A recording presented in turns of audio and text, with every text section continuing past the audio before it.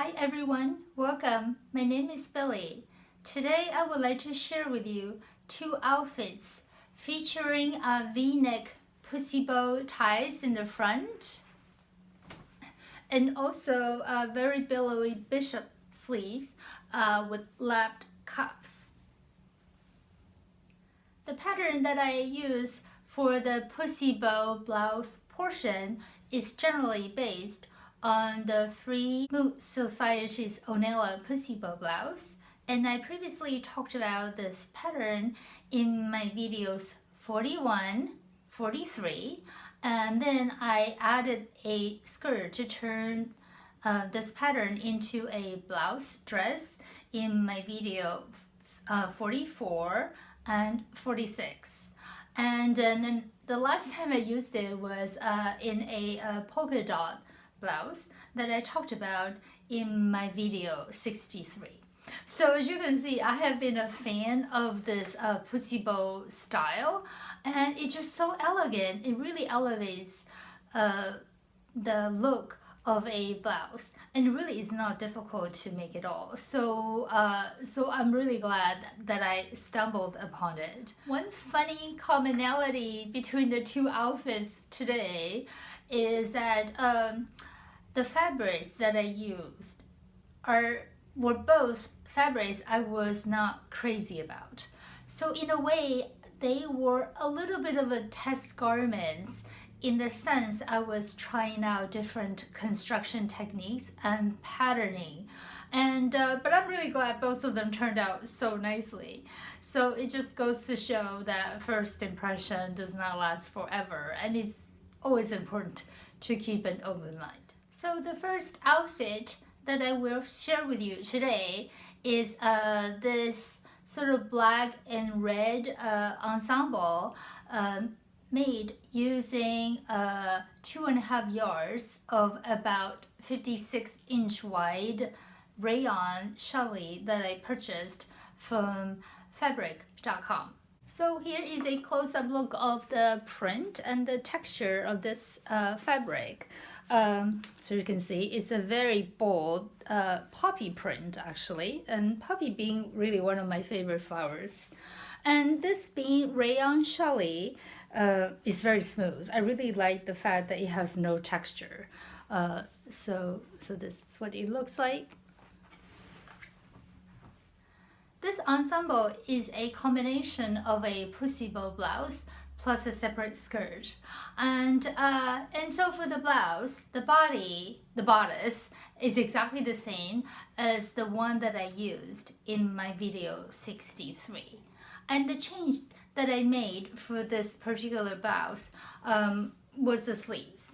So in this case, it's a little hard to see, but I followed the tutorial of a YouTuber, it's called Soulmate, and she demonstrated how to, instead of the standard sort of fanning out to create a bishop sleeves, she actually showed you how to add more volume to the back of the sleeves.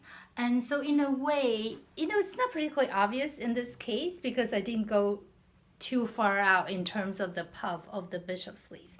But you may be able to see that the back portion has a little more volume than the front. One of the reasons for choosing this fabric was because even though somehow it looked, I really liked it when I saw it on the website, but somehow I had trouble visualizing what I would make this into after I got it. So I just have not used it for over a year. And so also when I saw this Soulmate tutorial and I wanted to try it, so I decided to try it with this fabric. And in case it didn't work out, I would not feel so bad. But also, I actually have 2.5 yards of this fabric. I allocated about 1.5 yards to this blouse and leaving about 1 yard in case this the sleeve modification was not successful. So then at least I can swap out the sleeves into a quote-unquote standard bishop sleeve. but it worked out so great, so I really love it. And originally the idea was I would pair this blouse with a black skirt that I previously talked about actually in my video 1 using Very Easy Vogue V9197. However, the pairing just looked terrible. It really did not work at all. And since I still had 1 yard of this fabric left, so I made a matching skirt, also using the Very Easy Vogue V9197 pattern. As I mentioned earlier, that the blouse has lapped cuffs, and when I first started making these pussy bow blouses, I had not learned to make a lapped cuff. So the cuff I made was somewhat, it was perfectly fine, but I feel it did not have as good of a finish as lapped cuff. So for this version, I really want to do it with the, pair the sleeves with the lapped cuff. And so here is a sort of close-up look of that, so, and then I really love the way it's finished. So then the interior is a very clean finish. And these days I don't mind a top stitching line on the outside, so that's okay. But one good thing I really like about this is that I recently learned a different way of finishing this slit here from a Russian-based Instagrammer. And so traditionally, a lot of the instructions would tell you, after you added this, traditionally you would use a bias binding, but I have not found it necessary, so I just use a little strip cut on the grain. It did not have to be on the bias.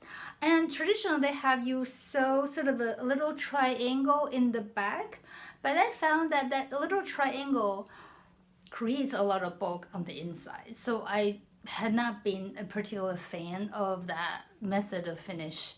However, this one here, as you can see, it's a little hard to see, I'm not sure.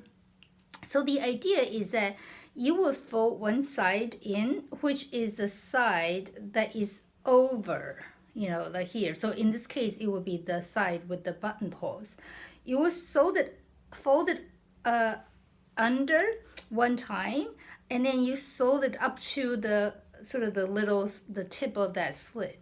And this way allows you, here, let me try to see, it allows you to close it up and it sits perfectly flat. So I really like this finish because the slit portion sits perfectly flat and there is no bulk. So I think this is the method that I would use going forward.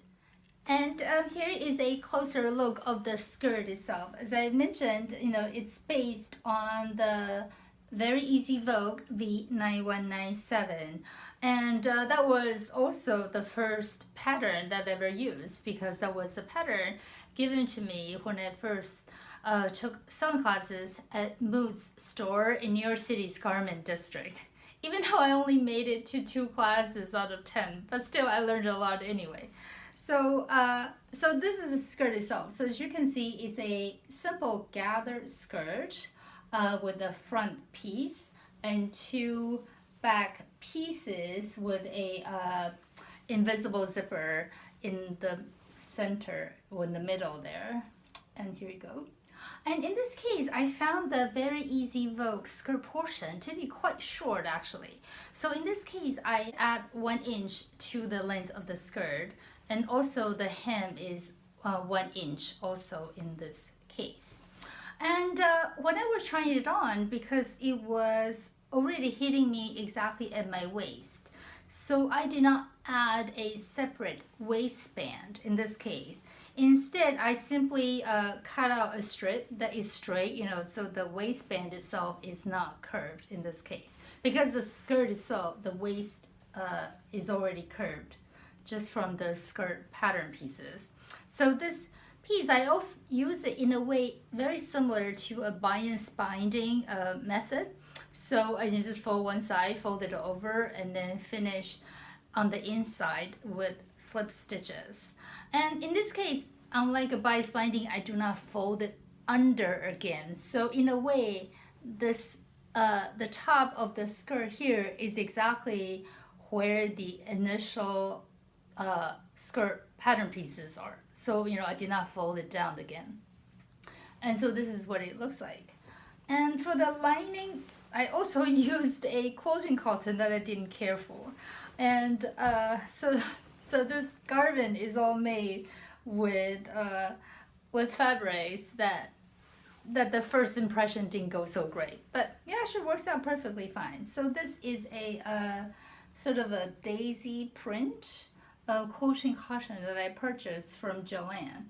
And for this one, I just used, for the lining pattern, I used the very simple A-line skirt that I talked about in my last video, because the lining obviously does not need to be gathered, and so that's what it looks like. And the reason for choosing this cotton as lining instead of say rayon or say silk as lining for this skirt is because the quilting cotton will have more body. So in a way, I wanted to prop up this gather skirt a little bit. So the stiffer material of the quilting cotton in a way is serving a little bit of the function of a petticoat, but obviously not as dramatic as a petticoat. And definitely I could tell that by using the quilting cotton as the lining, it definitely gives this skirt a little more body. Because the side seams of this V9197 skirt is cut on the bias, and also because this rayon, is prone to stretching. So after I made up the skirt, but before I hemmed it, I pinned it on my dress form and to let it hang for about 1 day. And then after that, I could tell it really stretched out. I mean, I could tell it was stretching out already, even right after I sewed it, but after 1 day, it definitely stretched out a lot more. So after 1 day or sometimes even 2 days, that's when I evened out the hem, using, I just measure it with a ruler from the floor up. And so then to ensure that it's all even. And I had to cut out, I want to say easily ½ inch to 3/4 of an inch on the side seams to even this out. And so that's interesting. So I want to share with you in case you have encountered this issue. Another point of the construction about the skirt is the back zipper here. So I think it's interesting, but that's just how it is. Traditionally, even when these are cut exactly, sort of level, invariably after the installation of the zipper, it kind of pushes it up a bit. So a lot of times the center, the piece where the zipper is zipped up right here, these 2 points, will be a bit higher than the rest of the skirt. And there are 2 ways to go about this. One way is simply to cut the pattern piece a bit down by about, I would say, I want to say maybe 1/4 of an inch. And so then even though the pattern piece, this part goes down, but after you insert a zipper, it will push it up, so it will be level. So that is a method that I used in my very simple A-line skirts that I talked about in my last video, because in that case, there was no separate waistband. But in this case, because there is a separate waistband, so what I did was because of this waistband here, so when I pulled it in, folded over to finish on the inside, I just pull it down a little more, and so that it would be, flat or level this way. And I did it on one side, and once I was happy with it, then that serves as a guide for the other side. So the 2 sides will be, even. So this is what it looks like. And so overall, I am quite happy about this finish. I know it's a small point, but the goal that I have for myself as a sewist is that I would really want to improve the fit and finish of the garments that I made. And even though this is a detail only I would notice and most likely appreciate, but still it makes me happy to know that the garments that I'm wearing is properly finished to the best of my abilities at this time. So here is a quick video of this ensemble, and in one case I paired the blouse with a pair of blue jeans, and so that is perfect for a more casual setting. And in the other one I paired it with this V9197 skirt and with a pair of mahogany colored 3.5-inch heels, and I really like them both. And so in a way the combination of a blouse and the skirt does give me a little more versatility instead of just making a dress. But it really depends on what my mood is, so really there is no rule to anything. So the main thing is really just to have fun sewing. The second garment that I will share with you today is this shift dress with pussy bow detail and also the same bishop puffy sleeve that I made using 2 yards of about 57-inch wide rayon crepe that I purchased from moofabrics.com in late summer of 2020. And so here is a close-up look of the print and the texture itself. This being rayon crepe, it definitely has a texture. Not sure how well it comes across, but it's not smooth when you feel it. So I bought this fabric at the height of COVID, by mail, and kudos to Moo Fabrics that they were still operating, even though they were shut down for about a month in the beginning of COVID. Anyway, so this is also the first year that Moo offered its proprietary line of rayon or viscose fabrics made in Spain. And I think this just conjecture, obviously. I think it's, because of COVID, the fabrics did not arrive to the US until sometime over the summer instead of spring, because these were all very kind of springy look fabrics. As a result, as soon as they went on the website, they immediately were discounted already. So I got these at $10 a yard, and I also had 2 yards of this. And the reason I bought this fabric was I just really love the vintagey look of this sort of design. It's different from the more modern day prints. I really like it. And also I saw that peach, was sort of might go well with my coloring.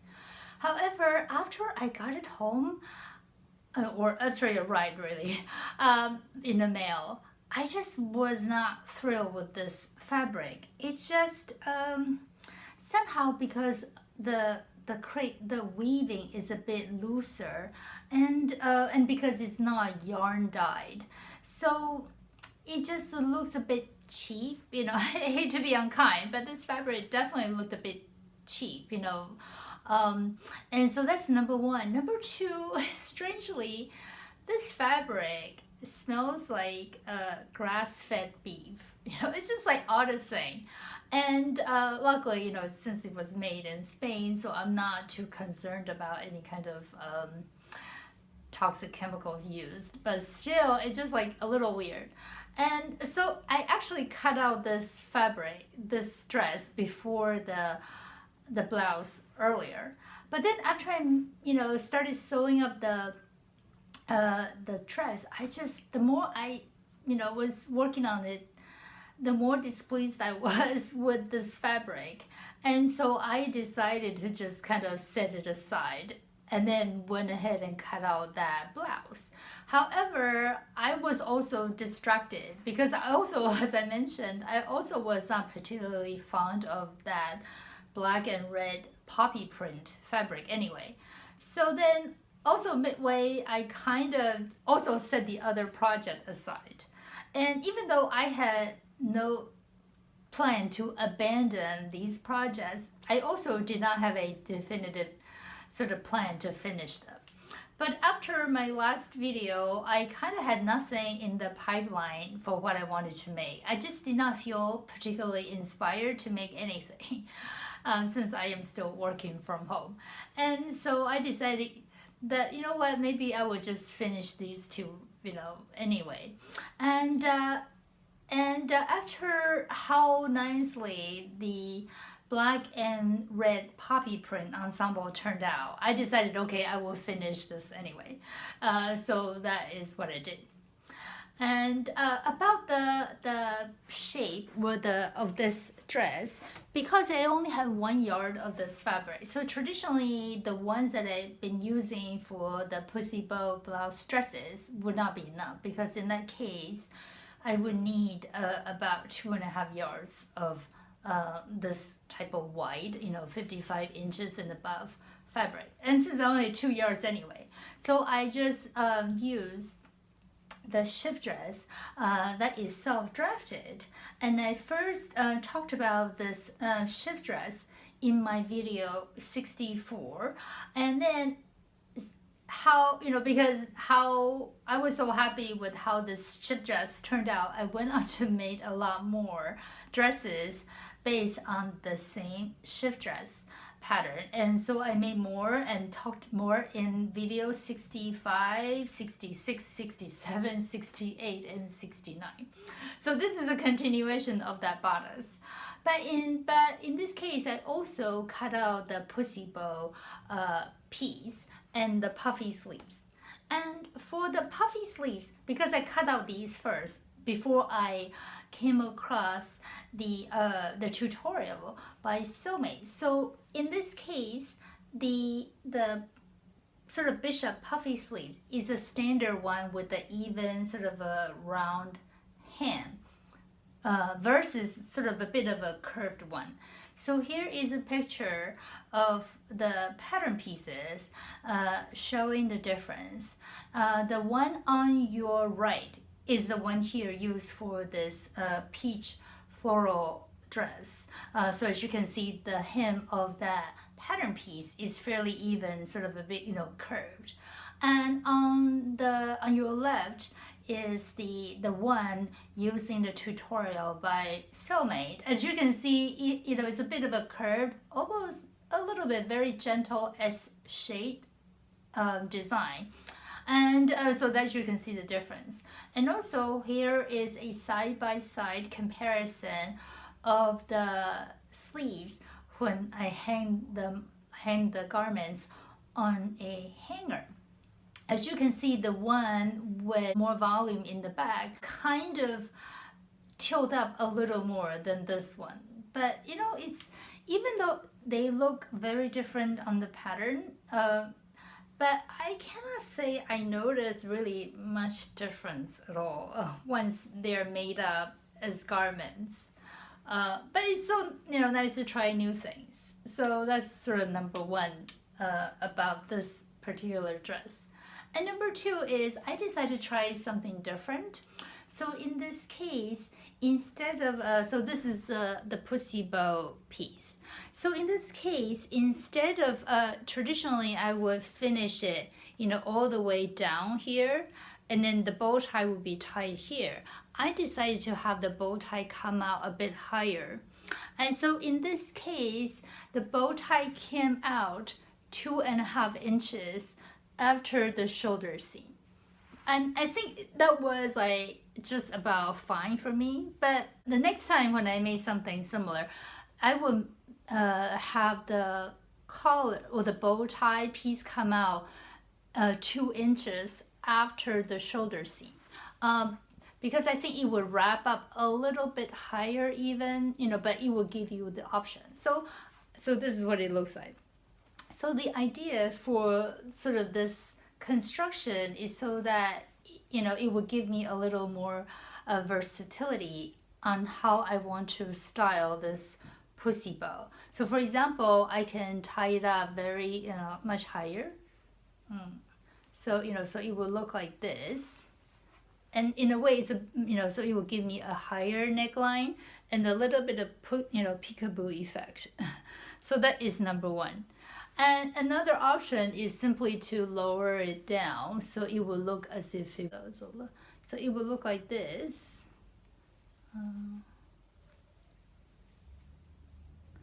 So it will be just a down, and so it will look like this. So it kind of gives it two looks.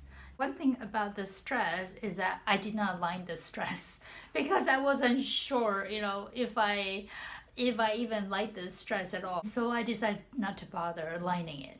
But then the problem with not lining it is that there is no support for the neckline here.